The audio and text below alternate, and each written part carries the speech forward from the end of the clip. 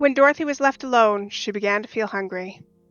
So she went to the cupboard and cut herself some bread, which she spread with butter. She gave some to Toto, and taking a pail from the shelf, she carried it down to the little brook and filled it with clear, sparkling water. Toto ran over to the trees and began to bark at the birds sitting there. Dorothy went to get him and saw such delicious fruit hanging from the branches that she gathered some of it, finding it just what she wanted to help out with her breakfast. Then she went back to the house, and having helped herself and Toto to a good drink of the cool, clear water, she set about making ready for the journey to the City of Emeralds. Dorothy had only one other dress, but that happened to be clean and was hanging on a peg beside her bed. It was gingham, with checks of white and blue, and although the blue was somewhat faded with many washings, it was still a pretty frock. The girl washed herself carefully, dressed herself in the clean gingham, and tied her pink sunbonnet on her head. She took a little basket and filled it with bread from the cupboard, laying a white cloth over the top. Then she looked down at her feet and noticed how old and worn her shoes were. "They surely will never do for a long journey, Toto," she said. And Toto looked up into her face with his little black eyes and wagged his tail to show he knew what she meant. At that moment Dorothy saw laying on the table the silver shoes that had belonged to the Witch of the East. "I wonder if they'll fit me," she said to Toto. "They would be just the thing to take a long walk in, for they could not wear out." And she took off her old leather shoes and tried on the silver ones, which fitted her very well, as if they had been made for her. Finally she picked up her basket. "Come along, Toto," she said. "We will go to the Emerald City and ask the great Oz how to get back to Kansas again." She closed the door and locked it, and put the key carefully in the pocket of her dress. And so, with Toto trotting along soberly behind her, she started on her journey. There were several roads nearby, but it did not take her long to find the one paved with yellow brick. Within a short time she walked briskly towards the Emerald City, her silver shoes tinkling merrily on the hard, yellow roadbed. The sun shone bright, and the birds sang sweet, and Dorothy did not feel nearly as bad as you might think a little girl would, who had been suddenly whisked away from her own country and set down in the midst of a strange land. She was surprised as she walked along to see how pretty the country was about her. There were neat fences at the sides of the road, painted a dainty blue color, and beyond that were fields of grain and vegetables in abundance. Evidently the Munchkins were very good farmers, and able to raise large crops. Once in a while she would pass a house, and the people came out to look at her and bow low as she went by, for everyone knew she had been the means of destroying the Wicked Witch and setting them free from bondage. The houses of the Munchkins were odd-looking dwellings, for each was round with a big dome for a roof. All were painted blue, for in this country of the East, blue was the favorite color. Towards evening, when Dorothy was tired with her long walk and began to wonder where she should pass the night, she came to a house rather larger than the rest. On the green lawn before it, many men and women were dancing. 5 little fiddlers played as loudly as possible, and the people were laughing and singing, while a big table nearby was loaded with delicious fruits and nuts, pies and cakes, and many other good things to eat. The people greeted Dorothy kindly and invited her to supper, and passed the night with them, for this was the home of one of the richest Munchkins in the land, and his friends were gathered with him to celebrate their freedom from the bondage of the Wicked Witch.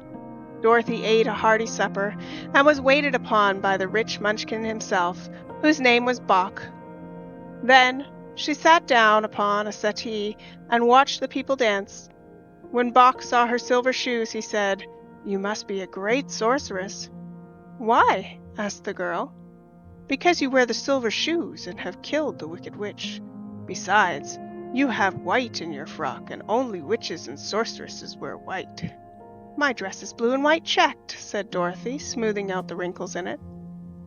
"It is kind of you to wear that," said Boq. "Blue is the color of the Munchkins, and white is the witch's color, so we know you are a friendly witch." Dorothy did not know what to say to this, for all the people seemed to think her a witch, and she knew very well that she was only an ordinary little girl, who had come by chance of a cyclone into a strange land. When she had tired watching the dancing, Boq led her into the house, where he gave her a room with a pretty bed in it. The sheets were made of blue cloth, and Dorothy slept soundly in them till morning, with Toto curled up on the blue rug beside her. She ate a hearty breakfast and watched a wee Munchkin baby who played with Toto and pulled his tail, and crowed and laughed in a way that greatly amused Dorothy. Toto was a fine curiosity to all the people, for they had never seen a dog before. "How far is it to the Emerald City?" the girl asked. "I do not know," answered Boq gravely, "for I've never been there. It is better for people to keep away from Oz unless they have business with them. But it is a long way to the Emerald City, and it will take you many days. The country here is rich and pleasant, but you must pass through rough and dangerous places before you reach the end of your journey." This worried Dorothy a little, but she knew that only the Great Oz could help her get back to Kansas again. So she bravely resolved not to turn back. She bade her friends goodbye and again started along the road of yellow brick. When she had gone several miles, she thought she would stop to rest, and so she climbed to the top of the fence beside the road and sat down. There was a great cornfield beyond the fence, and not far away she saw a scarecrow, placed high on a pole to keep the birds from the ripe corn. Dorothy leaned her chin upon her hand and gazed thoughtfully at the scarecrow. Its head was a small sack stuffed with straw, with eyes, nose, and mouth painted on it to represent the face. An old pointed blue hat that had belonged to some Munchkin was perched on its head, and the rest of the figure was a blue suit of clothes, worn and faded, which had also been stuffed with straw. On the feet were some old boots, with blue tops, such as every man wore in this country, and the figure was raised above the stalks of corn by means of the pole stuck up its back. While Dorothy was looking earnestly into the queer, painted face of the scarecrow, she was surprised to see one of the eyes slowly wink at her. She thought she must have been mistaken at first, for none of the scarecrows in Kansas ever wink. But presently the figure nodded its head to her in a friendly way, and then she climbed down from the fence and walked up to it, while Toto ran around the pole and barked. "Good day," said the scarecrow in a rather husky voice. "Did you speak?" asked the girl in wonder. "Certainly," answered the scarecrow. "How do you do?" "I'm pretty well, thank you," replied Dorothy politely. "How do you do?" "Feeling well," said the scarecrow with a smile. "For it is very tedious being perched up here night and day to scare away crows." "Can't you get down?" asked Dorothy. "No, for this pole is stuck in my back. If you'll please take away the pole, I shall be greatly obliged to you."